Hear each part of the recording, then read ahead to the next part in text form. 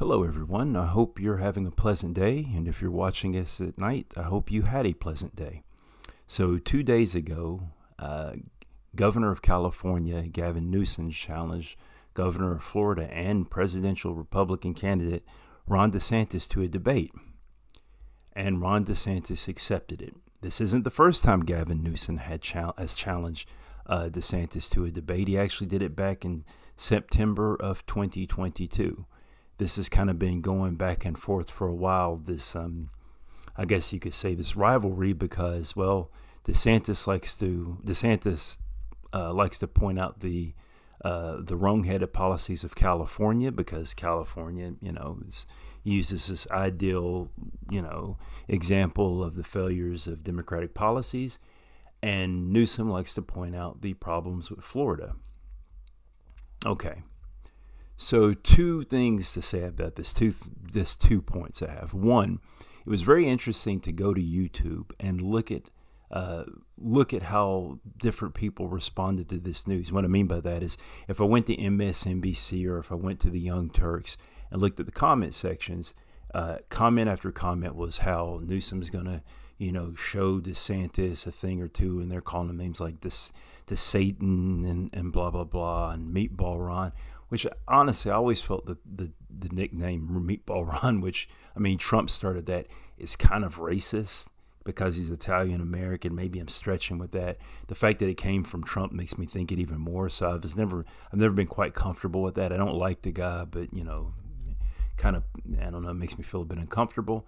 And anyway, so if I looked at videos that were coming from conservative sites like Fox News and whatnot, or the conservative pundits, it was the exact opposite. The same thing, whatever, right?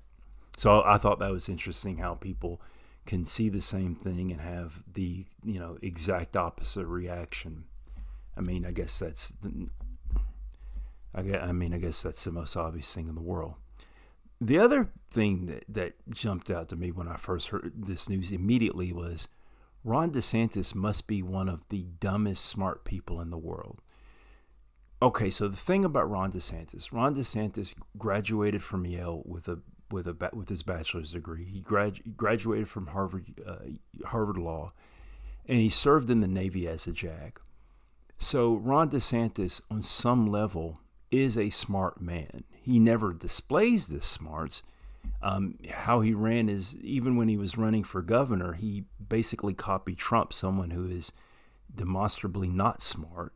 So he's a smart guy who decided to copy someone who wasn't smart. And I guess you could say that was smart in of itself. I don't know. But him agreeing to do this, time and time again, I'm kind of amazed by it. Okay, so what Newsom said was like, here, we're going to have this debate. Sean Hannity's going to be the moderator. As of now, I think they're planning on having it probably in November. It's going to be in one of three states, Nevada, Georgia, or North Carolina. So right there, you could argue that North Carolina and Georgia are purple states, but I know the governor of Georgia is a Republican. North Carolina has a pretty strong Republican representation or whatever, and so does Nevada. So it's not quite going to your home state, but or not your home state, but your home turf, but it kind of is. The fact that he's going to have Sean Hannity as the moderator, even more so. So it's saying like, look, I'll go on your terms. We can have this on Fox News. I don't care. So he really is going, in that regard, he is going to DeSantis's home turf, right? So there's two outcomes of this. I guess kind of maybe an in-between of this. These are the two extremes. Newsom makes DeSantis look bad. So what happens with that? Well, okay, so DeSantis right now has 17% of the polling, or 17% polling in the Republican primary. He's losing.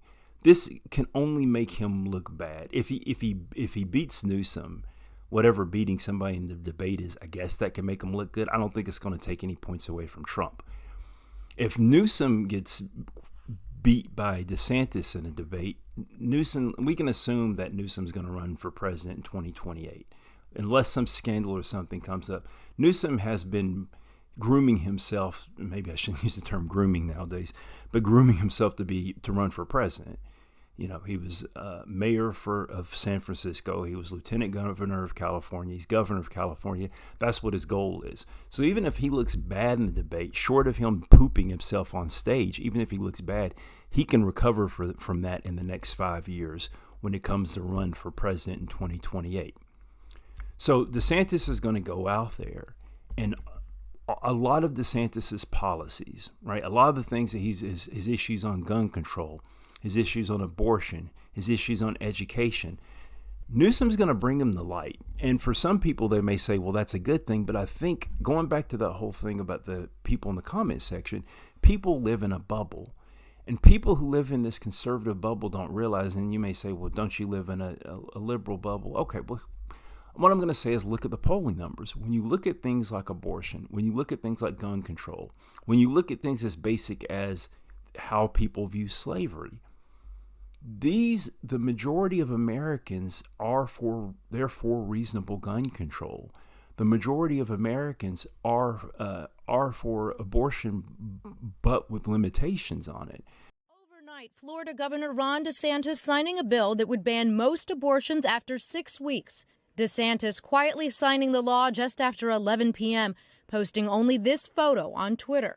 A stark contrast to how he publicly celebrated a 15-week ban last spring. We are here today to defend those who can't defend themselves. Unless blocked in the court, the move will shut off access in a state that saw a 60% increase in women seeking abortion since Roe was overturned. Known as the Heartbeat Protection Act, it does make an exception for abortions up to 15 weeks in cases of rape, incest, or human trafficking. Have all members voted? Anger erupting in the Florida House during debate over the bill. Protests and chaos before the Republican-dominated legislature passed it. This is all just circus politics meant to divide us. Democrats and critics slamming the law as extreme, with the White House saying it is out of step with the views of the vast majority of the people of Florida and of all the United States. All this is the issue. So what's going to happen here is the rest of the country outside of the bubble, outside of the comfort of the conservative echo chamber that DeSantis has put himself in, they're going to realize how problematic this guy is. And DeSantis he's exposing himself to this. Meanwhile, Newsom has gone time and time again on Fox News, conservative pundits, and he's went head on and say, like, look, I'll answer your questions. DeSantis doesn't do very well answering questions outside of those people who are friendly to him.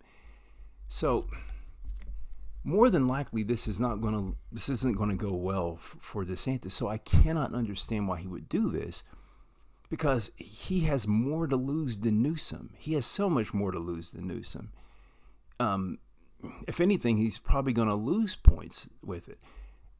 I made a video back talking about how Trump has a certain type of intelligence, how people like Trump have a certain type of intelligence. If we give them a test, an IQ test, DeSantis is going to score higher than Trump. DeSantis is a smarter person than Trump. But Trump even remarked when they asked him to debate the other Republicans in the primary, and I think he's going to debate anyway. But he said in the debate, "Why should I debate them? I'm beating them by 30 points. I mean, they're below me." Which it sounds like a cop-out, but it's kind of a flex. And he's kind of right. Because, yeah, Trump could say, some people may interpret that as Trump is dodging them, but with Trump's diehard fans, they're going to be like, yeah, I don't think that's going to matter. So with this, Trump would have been smart enough to like, why should I do this? I think it goes back to the whole culture war mentality he has. He sees Newsom as being like the personification of the left, of the woke culture. But here's the other thing. There was a California, I think it was a California institute, a policy institute of some sort, and they were comparing different politicians, Democratic politicians in California. And here's what they found. Newsom is actually one of the most conservative Democrats in California. So trying to paint him as being like this radical leftist isn't going to work, because Well, like I've said, he's got a lot of executive experience to pull from, so we can see where he sits with things. Now, there are some issues that Newsom has when it comes with the pandemic, but a lot of them he can kind of explain away, and I'll give you a clear example. I'm pretty sure DeSantis is going to bring up the recall. So in 2021, Newsom had to face a recall, and he won. He stayed governor. But here's the thing. So in 2018, Newsom was running against, I think it's a guy named John Cox for governor. John Cox was a Republican. John Cox got 38% of the vote, which to some people that may be surprising because they think California's like super, super liberal and Democrat. But actually, when you go into Northern California and some of the rural parts, California is pretty conservative. It's a lot of farmland. It's a lot of rural people, whatever, right?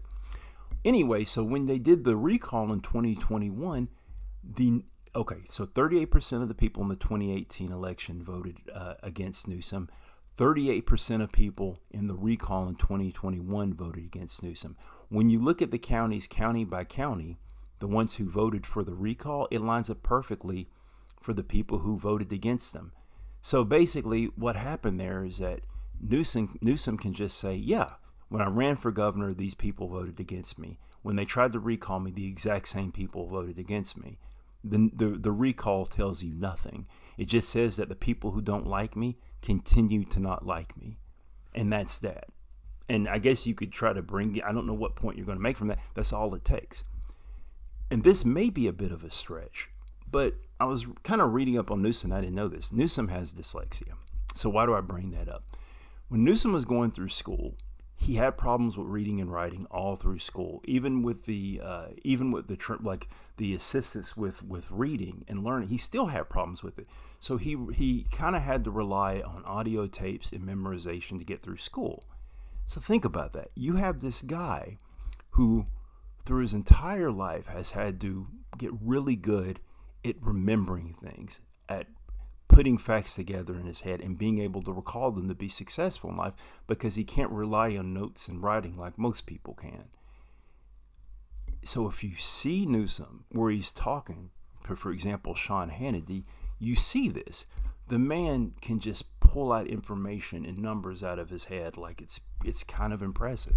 And I'm someone who's pretty decent at doing that myself, because he's had a lifetime of having to learn how to do this. So he's going to go up on stage with DeSantis, who, when you see DeSantis talk to people and try to answer questions, he's very bad at it.